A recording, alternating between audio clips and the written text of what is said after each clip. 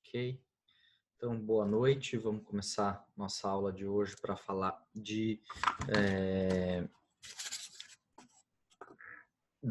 do terceiro capítulo. Nossa, luzinha aqui. Um dia eu vou ser youtuber, daí eu vou ter iluminador. Enquanto isso eu tenho uma lâmpadazinha aqui bem furreca. Até que ela é bonitinha, mas cumpre o propósito, não tá lá aqueles luxos. Hoje vamos falar então de como conhecer a verdade, questões aqui então epistemológicas nessa aula de teologia bíblica. Vamos compartilhar tela e aí a gente começa a nossa exposição de hoje do assunto. Beleza, então a ideia é como conhecer a verdade. Eu preciso ver o que o pessoal vai falar, não.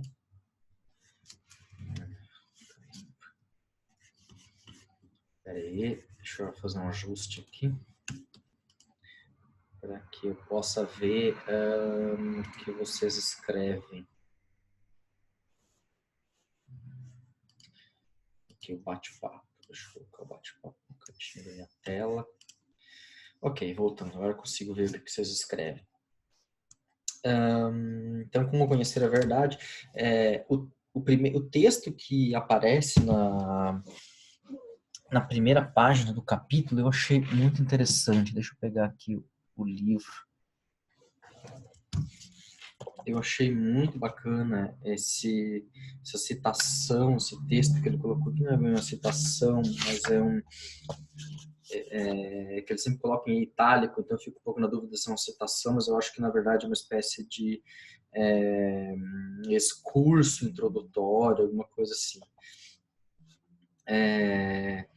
Eu achei bem interessante quando ele fala a respeito dessas três formas de conhecimento, que ele vai, de alguma maneira, dar uma introduzida durante o capítulo, e nessa parte final, nesse último parágrafo, o resumo dele é bem interessante. Na terceira perspectiva bíblica, que Deus criou tudo, portanto conhece tudo, também criou a humanidade em sua própria imagem para conhecermos pelo que foi criado, para o conhecermos pelo que foi criado.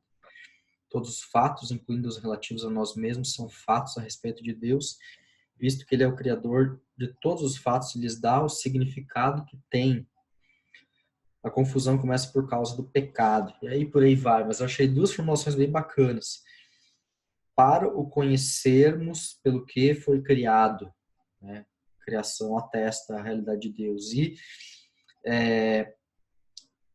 Ele é o Criador de todos os fatos, ele lhes dá o significado que tem. Outra formulação muito interessante que a gente vai precisar abordar hoje na nossa aula. Bom, vamos então falar sobre as três perspectivas que ele dá: humanismo secular, humanismo teísta e, por último, então, o teísmo cristão. Eu utilizei para esclarecer um pouquinho o humanismo secular duas citações de Descartes. A primeira citação de Descartes, na segunda meditação, diz o seguinte: mas também pode ocorrer que essas mesmas coisas que suponho não existirem, já que me são desconhecidas, não sejam efetivamente diferentes de mim, que eu conheço. Nada sei a respeito, não o discuto atualmente. Não posso dar meu juízo senão a coisas que me são conhecidas. Reconheci que eu era e procuro o que sou, eu que reconheci ser. Vamos lá, precisamos de alguns esclarecimentos a respeito desse texto de Descartes. Então vamos. Isso aqui, isso mesmo que eu queria. Aí, beleza. Por que não aparece o mouse? Isso é um negócio que eu não entendo. Vamos lá. Como é que eu vou saber onde é que eu estou desenhando, né? É um negócio meio misterioso. Tem que melhorar um pouquinho o negócio aqui no zoom aqui. Quando Descartes trata disso aqui na segunda meditação, ele está perguntando a respeito de como eu posso ter conhecimento de alguma coisa. Então, Descartes, no livrinho dele chamado Discurso do Método, ele parte do princípio de que eu preciso duvidar de todas as coisas, inclusive daquelas que eu já tenho por certo e verdadeiro. Por que eu preciso disso? Essa dúvida metodológica, ela é importante para que a gente conheça a verdade pelos fatos e pelas provas, pelas evidências, e não por conta de uma tradição recebida ou de uma revelação recebida. Então, já parte por aí. Não vamos considerar revelação, não vamos considerar tradição, não vamos considerar algo que foi dado, nós vamos buscar por nós mesmos uma prova real de que aquilo de fato é assim. Então, por isso ele começa a falar, mas também pode ocorrer que essas mesmas coisas, isso aqui pode ser as mesmas coisas, ele está dentro de um contexto ali do debate dele, mas poderia ser qualquer conhecimento que suponho não existirem, já que me são desconhecidas, olha só, então que ele desconhece, ele supõe não existir, não sejam efetivamente diferentes de mim que eu conheço. Nada sei a respeito, não o discuto atualmente, não posso dar meu juízo numa coisa que me são conhecidas. Eu poderia aplicar isso o quê? A Deus, diretamente. Não conheço, não sei se existe, então não vou dar o meu juízo sobre coisas que eu não conheço. Agora, eu reconheci que eu era e que estou na busca, eu procuro o que sou e eu que reconheci ser. Aqui tem uma definição de Descartes muito fundamental. Quando ele formula a seguinte frase: cogito ergo sum. Cogito ergo sum. Significa eu penso, logo eu sou. Eu penso, logo eu sou. Então, a base da filosofia dele, da epistemologia do Descartes, é o fato de que nós somos seres racionais e que é a nossa racionalidade que nos faz ser seres humanos. Então, é muito parecido com formulações clássicas, como a de Aristóteles, que diz que nós somos zoon echon logon, ou seja, animais com capacidade de portar o logos, de portar a fala, de portar a ordenação de ideias, ou seja, somos um animal racional no sentido aristotélico, está ligado à polis, a ideia de polis, a ideia de cidade, e esse logos está ligado não tanto ainda à filosofia, mas à prática política, ou seja, nós seríamos então um zoon politikon, um ser político, um ser que participa da sociedade. Então, o ser humano, lá em Aristóteles, vai ser definido como um ser portador de logos, mas no sentido de que ele pode, por causa disso, participar da vida da sociedade. O que, no final das contas, vai excluir as mulheres. Só os homens, então, participam da sociedade, na definição ateniense, então só homens seriam esses zoon políticos, os outros não seriam, as mulheres não seriam, crianças não seriam. E o Descartes, de novo, faz outro tipo de recorte, onde ele diz que único nós somos aquilo que nós pensamos, nós somos porque nós pensamos, e porque eu penso, eu tenho existência. Então ele lança as bases de um racionalismo centrado no ato humano de poder raciocinar as coisas, de racionalizar, de compreender e de se autocompreender. Aí é interessante, facilita a vida aqui, o negócio não quer agora me obedecer. Espera aí, vamos tentar resolver o negócio aqui. Aí foi. Agora o bate-papo em grupo tá aqui em cima do meu negócio aqui, zoando. Espera aí.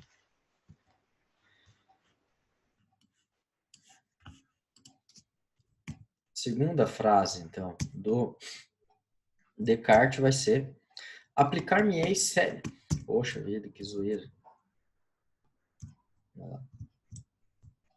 Aplicar-me-ei seriamente com liberdade em destruir, em geral, todas as minhas antigas opiniões, ou seja, tudo aquilo que é baseado em tradição, e ele tem ali uma ideia de mitos, os quais as pessoas constroem, creem, que ele vai destruir um. Aplicar-me seriamente com liberdade em destruir, em geral, todas as minhas antigas opiniões. O menor motivo de dúvida que eu nelas encontrar bastará para me levar a rejeitar todas.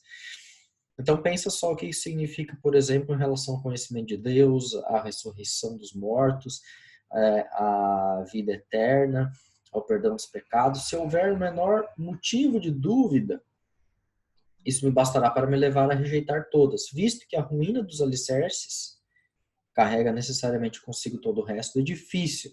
Que alicerces são esses? São os alicerces da racionalidade, ou seja, se eu racionalmente não posso chegar a essa conclusão, então essa conclusão não é válida, entendeu? Então esse é o problema de ressurreição, da existência de Deus, tudo mais. Não quer dizer que Descartes era um descrente de Deus, mas o método dele arruína a possibilidade de uma compreensão de Deus. Então vamos lá. Dedicar-me-ei inicialmente aos princípios sobre os quais todas as minhas opiniões estavam apoiadas, ou seja, ele vai fazer uma reconsideração de tudo aquilo que ele acreditava e remontar todo o seu edifício epistemológico, todo o seu conhecimento com base naquilo que ele pode provar por meio da razão. Por isso Descartes vai ser o iniciador do racionalismo, e por isso é aquilo que o Graff está no livro, vai indicar, dizendo que a fonte do conhecimento no humanismo teísta é a natureza. Não há necessidade de Deus, não há revelação, não há queda, não há nada disso. O ser humano adquire o seu conhecimento diretamente da natureza, né?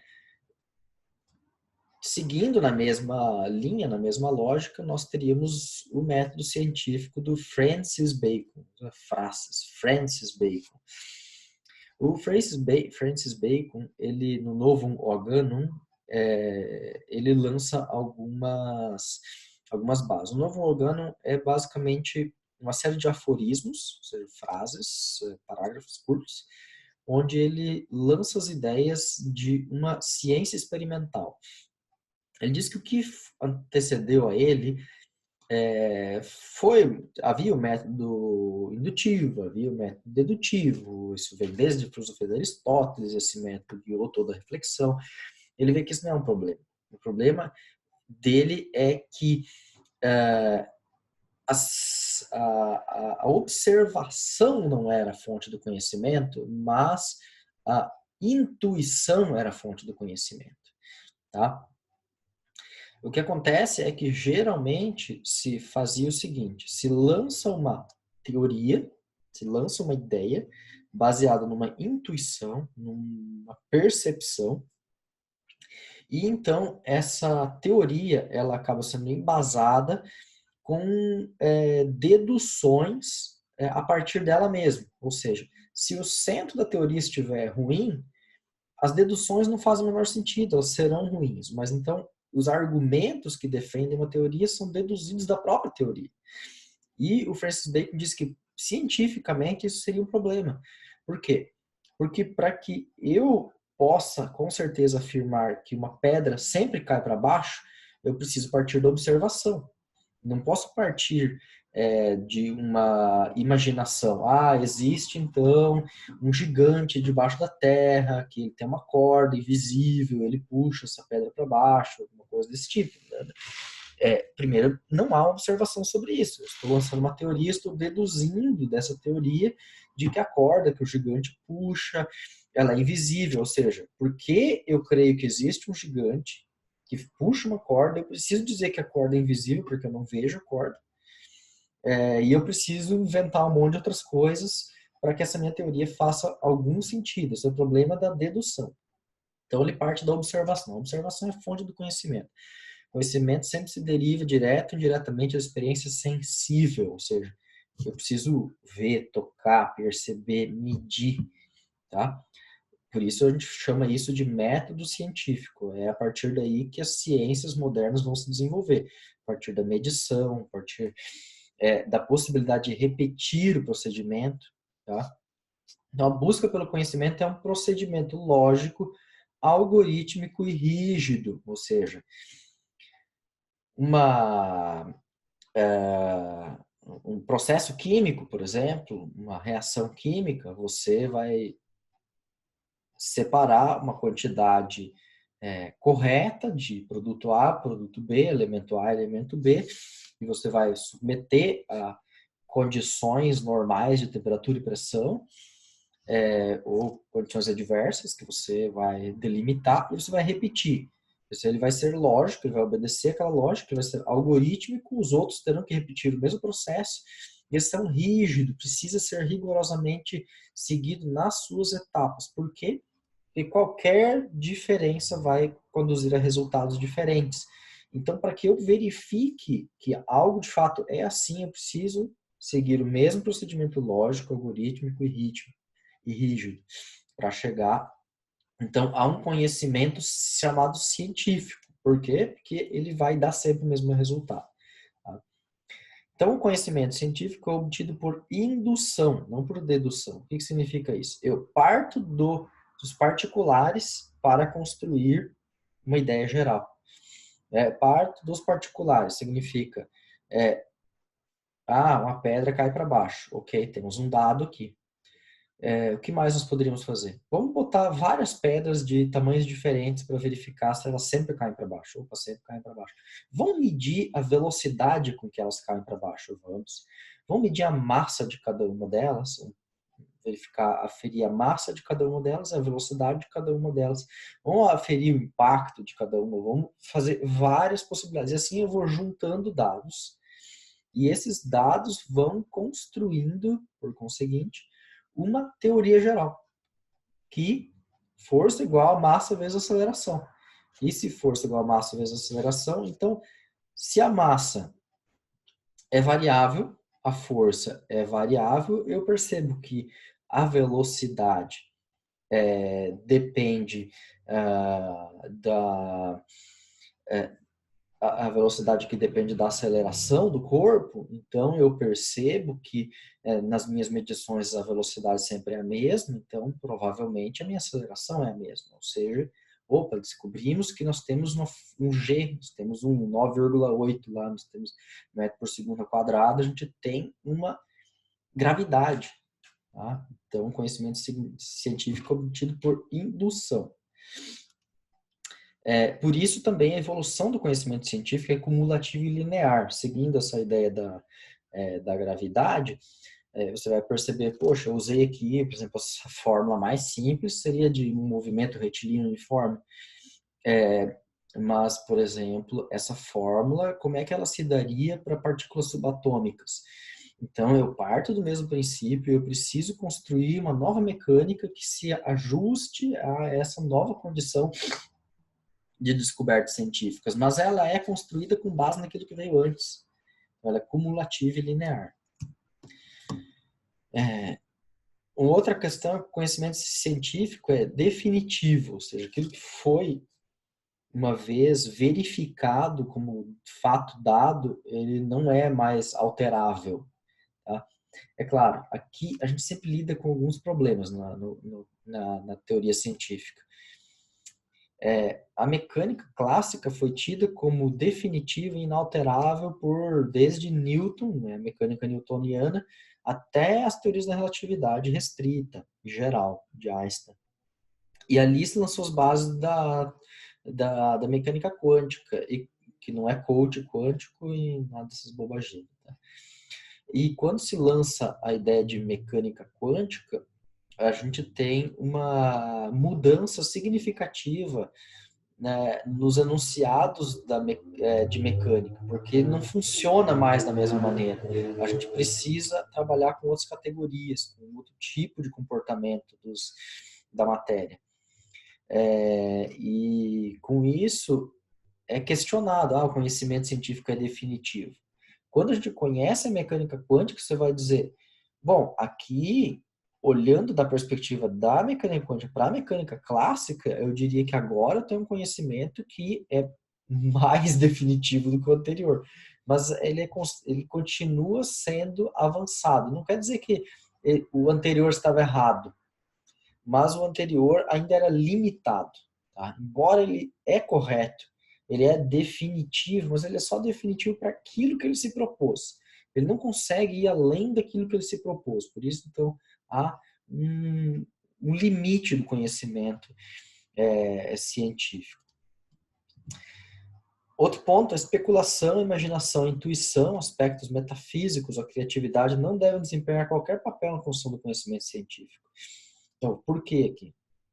Porque se a gente está falando de empiria, de experimento, então imaginação, intuição, a existência de Deus, a criatividade, a especulação não podem fazer parte desse jogo aqui, porque senão nós estaríamos trabalhando, tentando encontrar problemas da física quântica, utilizando, sei lá,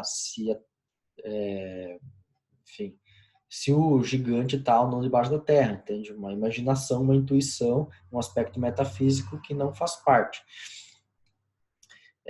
A questão aqui é sempre de novo a crítica ao naturalismo. Tá? A gente precisa fazer uma crítica ao naturalismo, porque aqui existe um pressuposto, o pressuposto de que Deus não pode existir.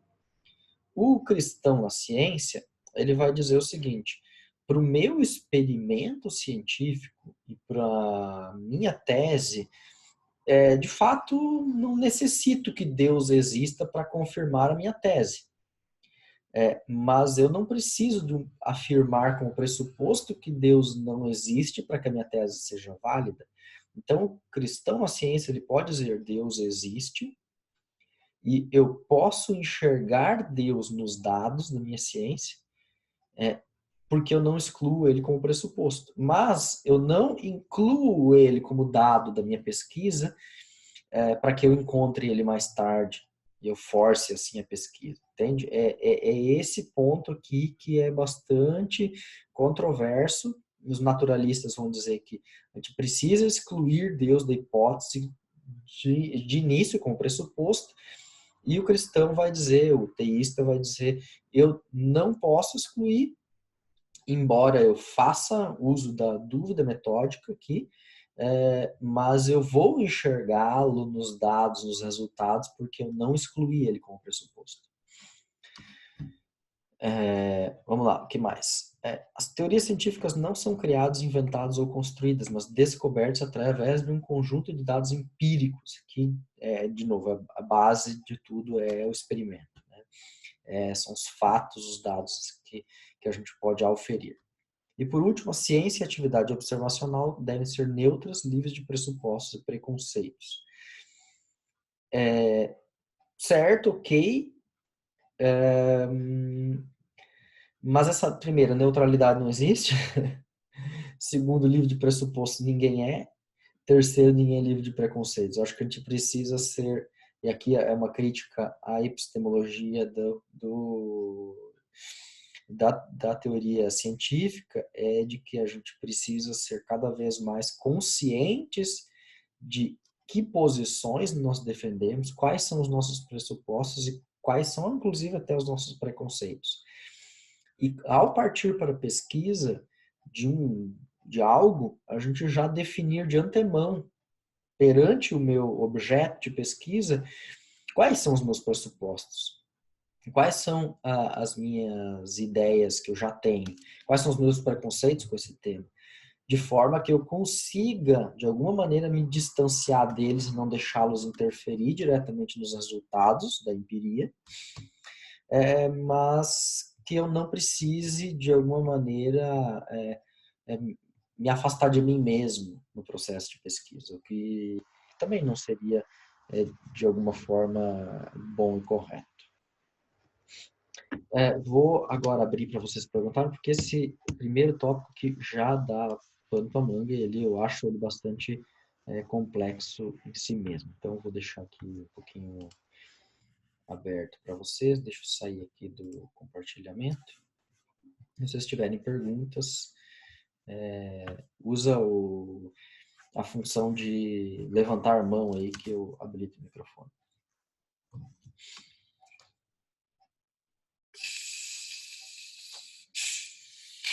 É só água com gás, tá? Sem maiores problemas, né?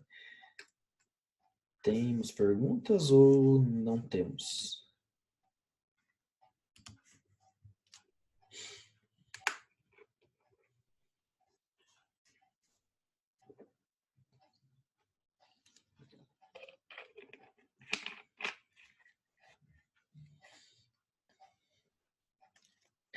Ok, então vamos para o próximo.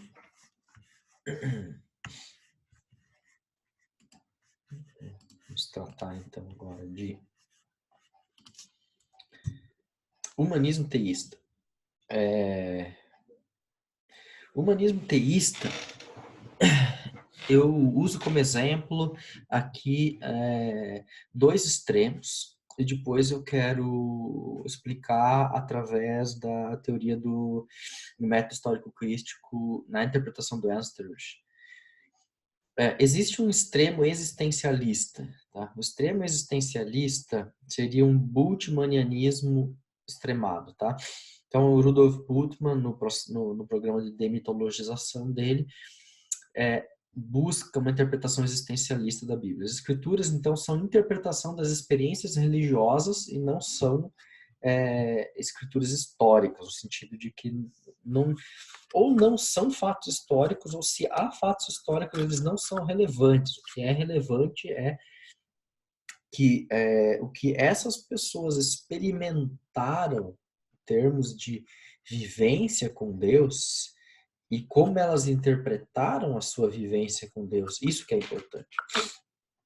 Então, por isso, a teologia do Bultmann vai gastar muito tempo falando de reino de Deus, de fé e de conceitos que são bastante subjetivos, porque são interpretações de experiências religiosas. Esse é um extremo. Outro extremo é o literalista. Cada mínimo detalhe corresponde literalmente a um fato histórico inquestionável. Aí nós temos problemas. Por exemplo,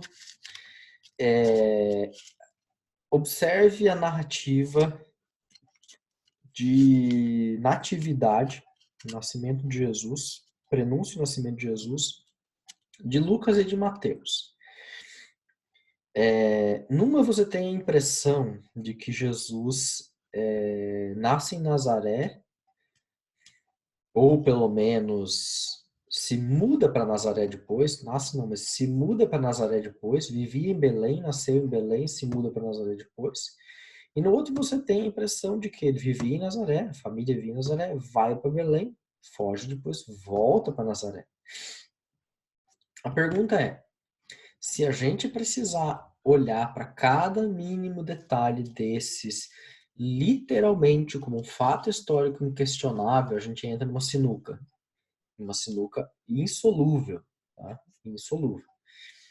Agora, se a gente puder dizer, não, essas aqui são duas perspectivas diferentes, existe uma intenção teológica neles e de como cada um interpreta o dado de que Jesus nasceu em Belém e que eles viviam em Nazaré e que eles fugiram por um momento para o Egito, e em que ordem eles colocam isso, isso não é tão importante quanto o fato de que isso aconteceu, então a gente resolve, ou seja, um extremo literalismo nos leva a um problema insolúvel, a gente não consegue harmonizar as coisas.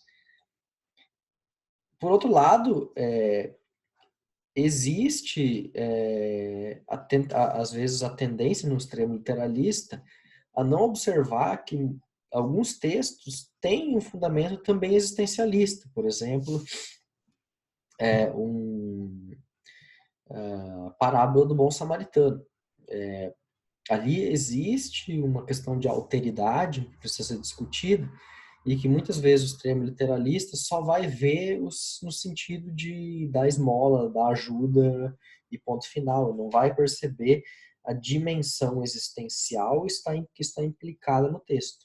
Tá? Então, existe uma dimensão existencial e que ela vai muito além do que só a historicidade, a literalidade do texto. Tá? E Por outro lado, precisamos sempre alertar os existencialistas, o texto é um fato histórico e ele está baseado em evidência histórica, sim. Não é só uma interpretação de experiências religiosas. Mas por que eles chegam a essa conclusão? Por que o humanista teísta chega nessa conclusão de que seria só uma experiência religiosa? Quais são os pressupostos dele? Então, o humanista teísta, ele pensa a revelação como algo que precisa se adequar aos ditames da razão. Então, muito parecido com o Bacon, com o Descartes, só que, embora o Descartes e o Bacon vão dizer que nós não precisamos de revelação, nos basta os dados da natureza. E aqui, neles, eles dizem, nós precisamos da revelação, mas elas precisam passar pelo crivo da razão. Então, Ernst Church vai escrever, na sua interpretação de como deveria ser o processo do método histórico crítico, quando ele fala sobre o método histórico dogmático na teologia, ele estabelece 3 critérios. Então, essa interpretação deveria ser crítica, analógica, deveria ter um ponto crítico, um ponto de analogia e um ponto de correlação. Como é que isso funciona? Ele toma isso da historiografia. A interpretação bíblica deve ser crítica porque todo fato histórico é único, ou seja, nenhum fato ocorre 2 vezes na história, nunca. Sabe aquela história de que a água só passa uma vez debaixo da ponte? É isso. Um fato histórico nunca se repete, ele é sempre único. Por isso, quando a gente for lidar com algo do passado, olhar para trás na história, nós não temos mais acesso a esse fato histórico, porque ele só aconteceu uma vez. E se eu não vi, eu tenho apenas o quê? Fontes. Fontes primárias, seriam oculares, pessoas que viram, pessoas que ouviram, documentos de primeira mão. Fontes secundárias, citações, cai lá de algum acontecimento, atas, ou outros documentos, ou provas materiais, sei lá, pegada do dinossauro, coisas desse tipo. Eu tenho uma série de dados que me remetem a esse ocorrido. Só que eu só posso falar desse ocorrido como probabilidade. Então, é claro, por exemplo, eu tenho uma pata de um dinossauro, então qual a probabilidade de um animal muito grande ter feito essa pegada? Toda, 100% de que o animal pisou ali e deixou essa pegada. Ok, beleza. Que tamanho ele tem? Como é que é a pele dele? Como é que é o rugido que ele faz?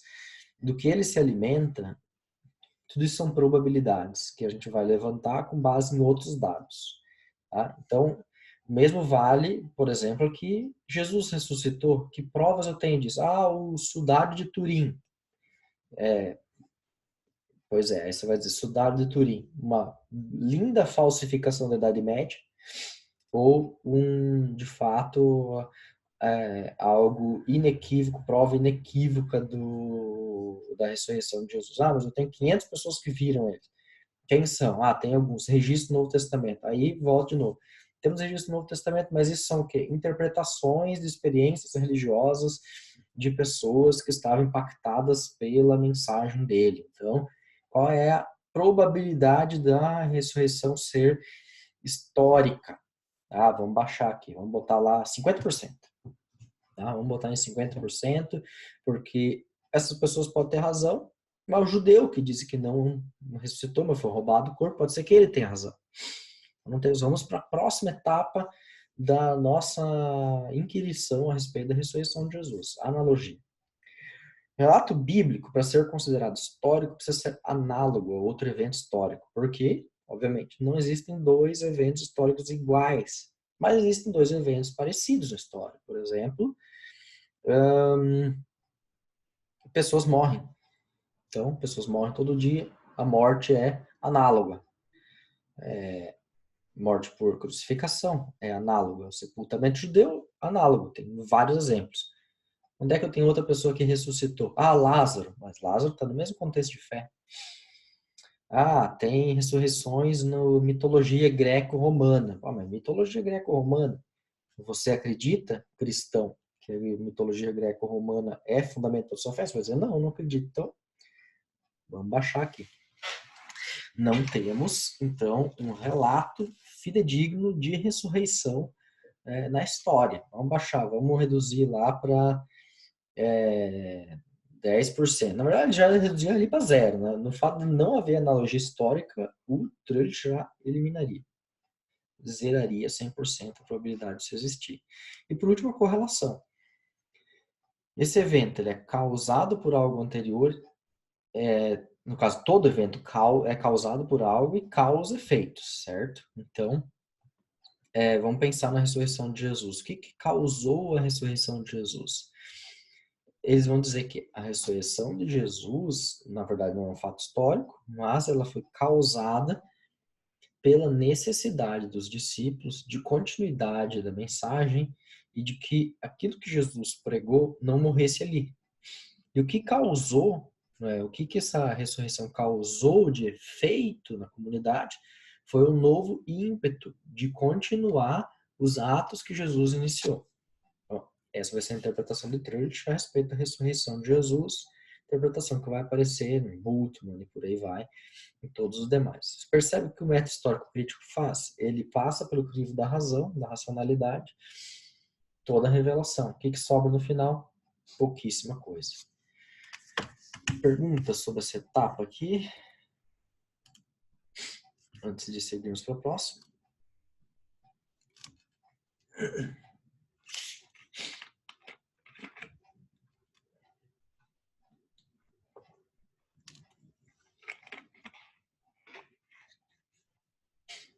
No, então, let's go para a última etapa.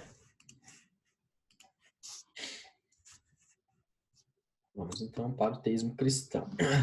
Para entender o teísmo cristão, eu vou partir de uma teoria que Lutero descreve no livro chamado De Servo Arbiter, da vontade cativa. Tá, se não me engano, no volume 2, acho que está no volume 2, Obras Selecionadas. Tá? Lá por uma certa altura, ele fala a respeito de 3 luzes. Uma seria a luz da graça, uma luz da natureza, a luz da graça, a luz da glória. Então, vou usar essa imagem aqui para você entender. Suponha que então nós temos aqui uma montanha, esse pico, atrás dele, oculto, atrás dele existe um sol. Então, este primeiro observador aqui, em azul, luz da natureza, ele observa a claridade, a luz, a aura, vamos dizer assim, que é luz por trás do pico. E ele imagina, do seu ponto de vista, o que existe lá. Então ele vai imaginar, existe uma luz muito forte, uma fonte de luz infindável, de calor, e aquilo é belo, e aquilo é magnífico, e aquilo representa algo grandioso. Okay? É o que ele consegue ver da posição onde ele está. Essa é a luz da natureza. Todos os seres humanos estão nessa posição, tá? Estamos falando do conhecimento pós-queda. Então, todos os seres humanos têm esse mesmo conhecimento diferente. Qualquer pessoa consegue observar os dados da natureza a respeito de Deus, ou a respeito de todos, mas especificamente com relação ao conhecimento de Deus, e observar isso. Ele poderia observar que Deus existe, que há uma fonte de luz, uma fonte de beleza, uma fonte de perfeição, uma fonte de calor, e dizer, pois é, eu não sei o que é essa fonte, mas há algo lá longe. O segundo é o que está sob a luz da graça. Então, o que está sob a luz da graça, ele recebeu uma revelação especial que o colocou numa posição privilegiada, onde ele consegue enxergar um pouco mais a respeito dessa luz. Ele ainda não enxerga a luz em si, a fonte da luz em si, mas ele está mais próximo dela e consegue enxergar pouco do efeito dos seus raios nele. Essa pessoa, então, é a pessoa que recebeu a mensagem do Evangelho, creu nela, foi convertido e agora consegue compreender a realidade da Trindade, a realidade da existência de Deus, de que é um Deus pessoal e de que é um Deus que leva a história para a consumação e que faz a promessa de uma vida eterna, de um reino eterno. Então, esse cara na luz da graça, ele tem uma compreensão de algumas coisas, mas o cara na luz da graça não entende algumas coisas sobre Deus. Ele não vê Deus face a face, ele não sabe por que Deus escolheu uns e rejeitou outros, embora tenha alguns calvinistas que dizem que eles já sabem isso, né? Já conseguiram esse conhecimento de como é que Deus fez a escolha, né? Mas só esse cara aqui, que é o Luz da Glória, ele consegue saber tudo. Onde é que ele está? Esse cara está na eternidade. Então, quando nós estivermos face a face com Deus, então sim nós conheceremos como somos conhecidos hoje. Conheceremos Deus como Ele já nos conhece hoje, ou seja, face a face. Teremos pleno conhecimento de Deus e aí sim vamos entender por que Ele escolhe uns e rejeita outros, ou vamos entender que estava tudo errado isso aí que a gente pensava e Ele vai explicar direitinho tudo. Por isso, a gente diz que na luz da graça, toda a nossa teologia é mediada pela cruz. E todo o nosso conhecimento é mediado pela cruz. Enquanto que na luz da glória, todo o nosso conhecimento é diretamente derivado da glória de Deus. Então, eu não tenho como ter conhecimento derivado da glória de Deus hoje, tá? Porque eu só posso tê-lo mediado pela cruz. A única maneira de eu ter conhecimento da glória de Deus é mediado pela cruz. Então, não adianta eu tentar algo que eu não tenho acesso hoje. Por isso, então, essas três etapas no conhecimento de Deus à medida em que Deus se revela a nós. Então, vamos dar uma olhada na questão de conhecimento pré e pós-queda. Eu separei alguns textos para a gente olhar aqui. Primeiro é de Gênesis 1, 28 a 30. Pega a sua Bíblia aí, ou abre um aplicativo de Bíblia, e vamos olhar junto. Então, Gênesis 1, 28 a 30 diz o seguinte: Então Deus os abençoou, o primeiro casal, disse: Sejam férteis e multipliquem-se, encham e governem a terra, dominem sobre os peixes do mar, sobre as aves do céu, sobre todos os animais que rastejam pelo chão. Então Deus disse: Vejam, eu lhes dou todas as plantas com sementes em toda a terra e todas as árvores frutíferas, para que lhes sirvam de alimento. E dou todas as plantas verdes como alimento a todos os seres vivos, aos animais selvagens, às aves do céu, aos animais que rastejam pelo chão, e assim aconteceu. Essa é a primeira fala de Deus aos seres humanos. Ou seja, antes de queda, antes de tudo, logo no princípio da criação, Deus fala com o ser humano. Deus dá uma ordem para eles. Você já pensou na palavra responsabilidade? O que significa? A palavra responsabilidade vem de responder. Responder, na verdade, significa você recebe algo e você devolve aquilo. Então, a responsabilidade, nós somos responsáveis perante Deus porque Ele nos dirige a palavra e nós precisamos devolver para Ele isso em formas de atitude. Tá? Por isso, essa primeira palavra de Deus ao ser humano é uma palavra que responsabiliza os seres humanos perante Deus. Então, aqui, nós somos responsáveis, já de cara, de ter um conhecimento de Deus, porque Deus se revela e vem ao nosso encontro na criação, nos dando um mandato criacional. Então, o mandato criacional nos torna pessoas aptas a um conhecimento de Deus, mesmo que seja aquele da luz da natureza, mas aptas a um conhecimento de Deus. O segundo texto vai esclarecer isso um pouco mais, já tendo o pressuposto da queda, de que a queda é uma realidade, já é um pouco mais claro. Então, Romanos 1, 18 a 25.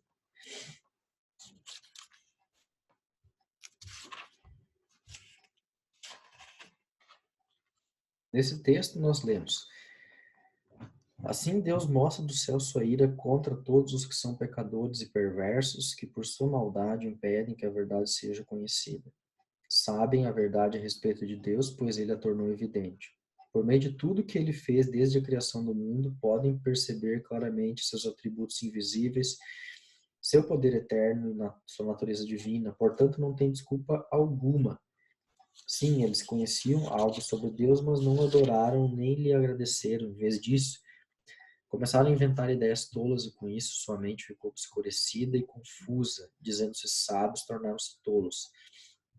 Trocaram a grandeza do Deus imortal por imagens de seres humanos mortais, bem como de aves, animais e répteis.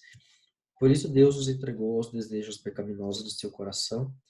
Como resultado, praticaram entre si coisas desprezíveis e degradantes com o próprio corpo, trocaram a verdade sobre Deus pela mentira.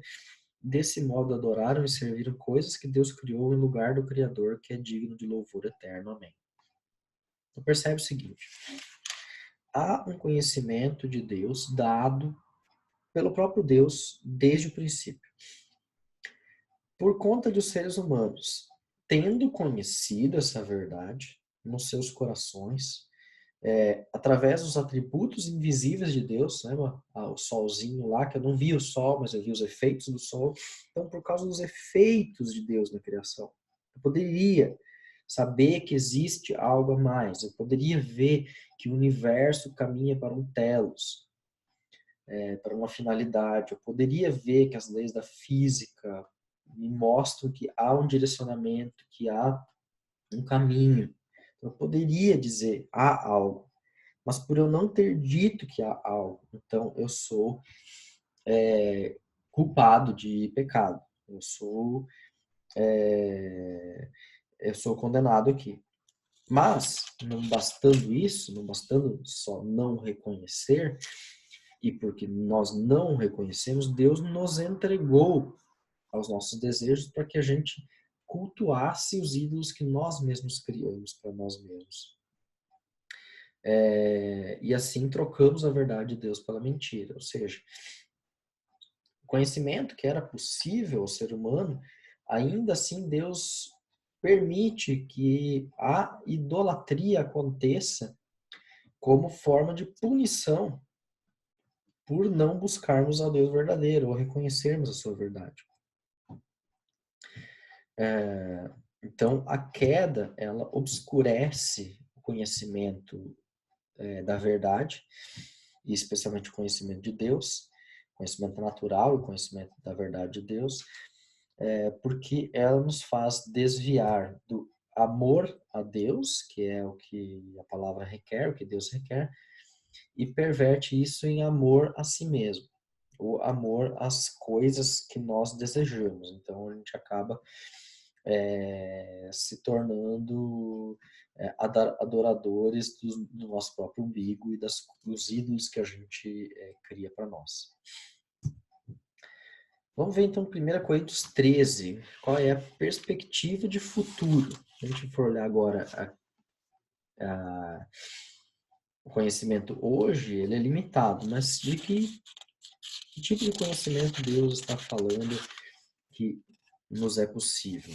1 Coríntios 13, 8 a 13, diz o seguinte: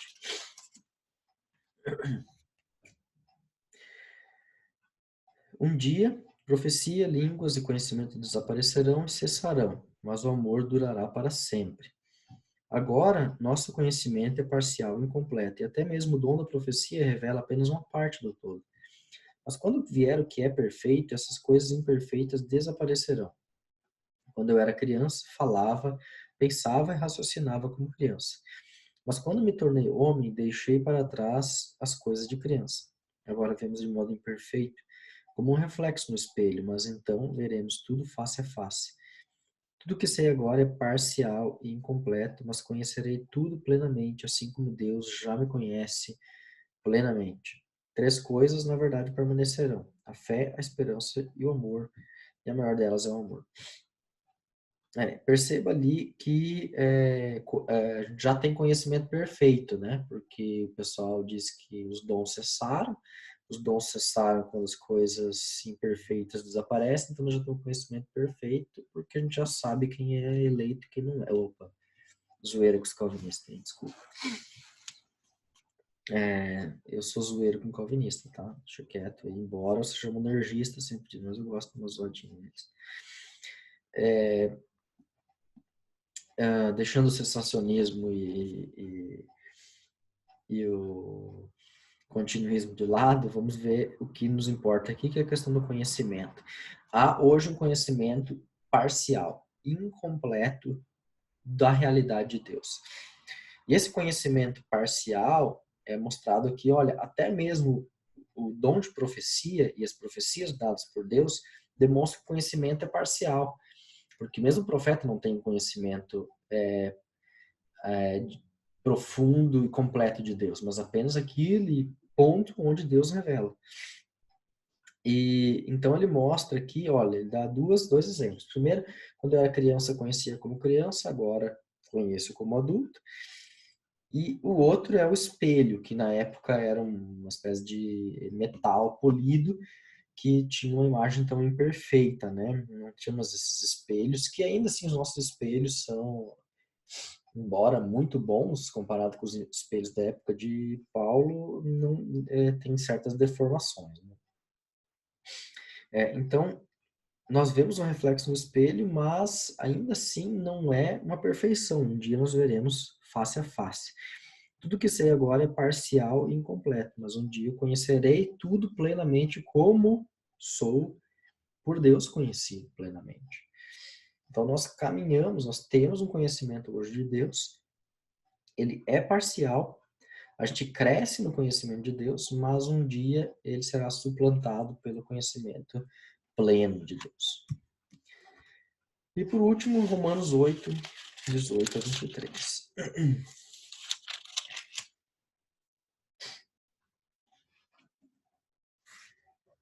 Considero que o nosso sofrimento de agora não é nada comparado com a glória que ele nos revelará mais tarde, pois toda a criação aguarda com grande expectativa o dia em que os filhos de Deus serão revelados.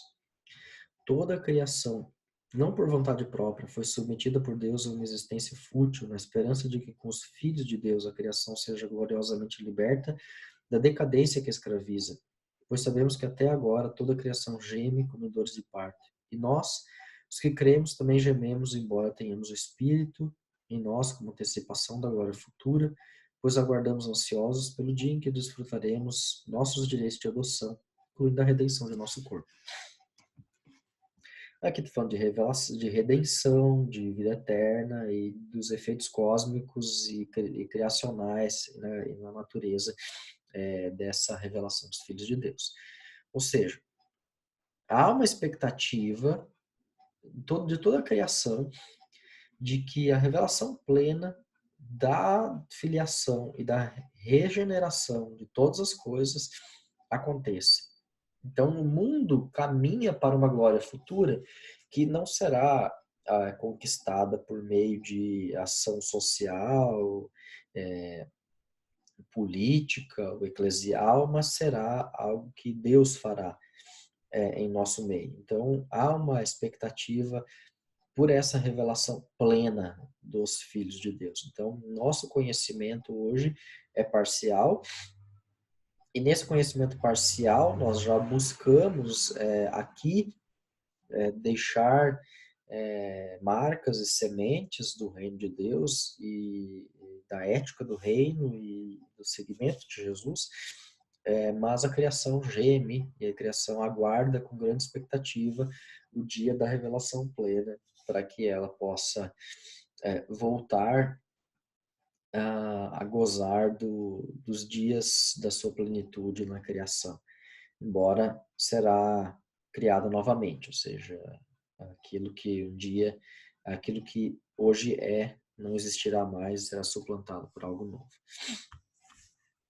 Então, como conhecer a verdade? Olhando para esses pressupostos bíblicos, essa teoria do conhecimento que eu apresentei. Então, alguns é necessário para que a gente conheça a verdade bíblica, que a gente assuma os pressupostos de uma fé bíblica. Quais são esses pressupostos? Primeiro, de que Deus criou todas as coisas e que a correta interpretação da história está em suas mãos. Ou seja, se a gente quer saber para onde a história vai e da onde vem, a gente precisa perguntar nas escrituras a respeito disso, né?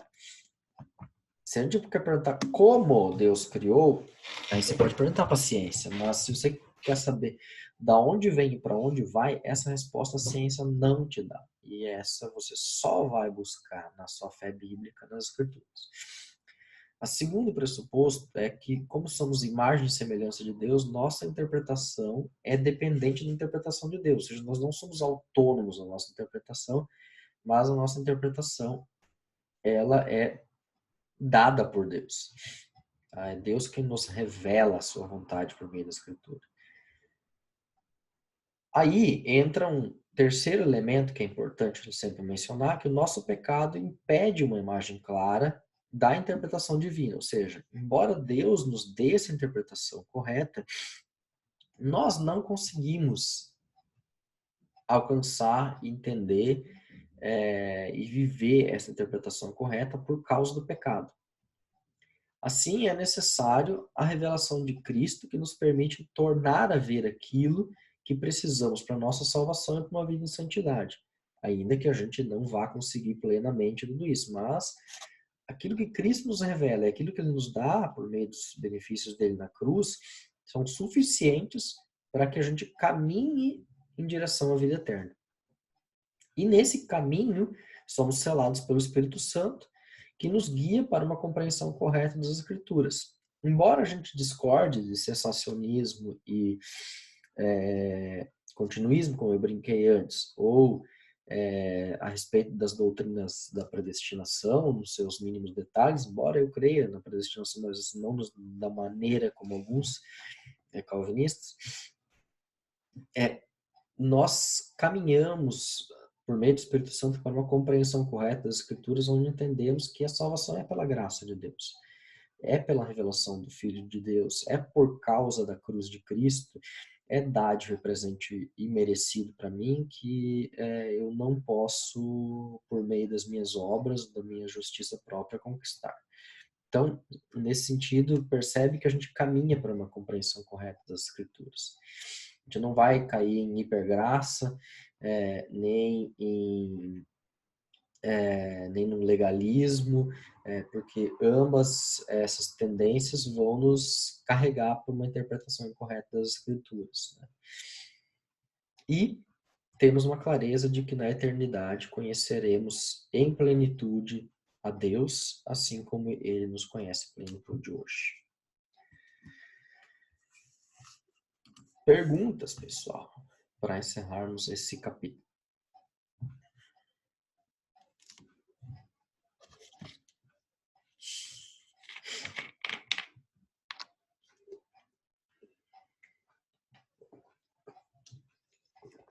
Não temos perguntas hoje, o pessoal está calminho nessa noite. Então é o seguinte, para a semana que vem, nós vamos pegar 2 capítulos. Cristo tornou conhecido, é um capítulo extremamente curto, e nós o conhecemos por meio das Escrituras, ou seja, capítulos 4 e 5 são 2 capítulos que tratam a respeito de Jesus. Tá? Então vamos tratá-los juntos, que é a questão da autorrevelação em Cristo e da nossa recepção da autorrevelação em Cristo. Tá? E aqui tem as questões de, uma certa forma, continuidade com o que a gente tratou hoje, e as relações entre Antigo e Novo Testamento. Então, vão estar bem presentes aqui nesse capítulo. Tá? Então, semana que vem, na quinta, a gente retorna com capítulos 4 e 5. Aguardo vocês lá. Se tiverem dúvidas, manda no grupo, que eu respondo lá. Abraço e boa noite a todos.